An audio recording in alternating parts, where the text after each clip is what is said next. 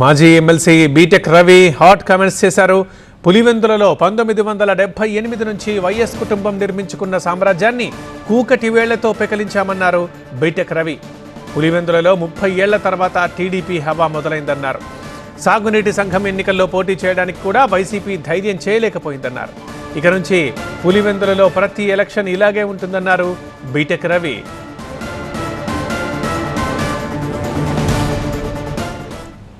మీరు దద్దమ్మలు మేము కాదు. మా కార్యకర్తలు కానీ ఈరోజు మా కార్యకర్తలు కానీ మా నాయకులు కానీ మొత్తం అంతా కూడా హీరోలు. ఏ ఒక్కరు కూడా వైసీపీకి చెందినోడు ఎంఆర్ఓ ఆఫీస్ కాడికి పోయి మేము ట్యాక్స్ కట్టుకోవాలని కానీ మేము నామినేషన్ వేయాలని కానీ ఒక్కడు ఎవడన్నా వచ్చినాడా? మీరు దద్దమ్మలు మేము కాదు. ఒక సరైన ప్రెజెంటేషన్ మీ జీవితాన్నే మారుస్తుంది. అలాంటి ఎంఎస్ పవర్ పాయింట్ గురించి నేర్చుకుందాం అనుకుంటున్నారా? అది కూడా సింపుల్ వేలో. అయితే ఫ్రీడమ్ యాప్ని డౌన్లోడ్ చేసుకోండి. గతంలో ఎవరిని రానికుండా చేసిన దానికి అప్పుడు మీరు దద్దమ్మలే. ఈరోజు ఎస్ మేము మీరు చెప్పిన దాంట్లో ఇది తప్ప ఒప్పని కాదు. ఎస్ మేము చేసినాం, మేము చేస్తాం కూడా.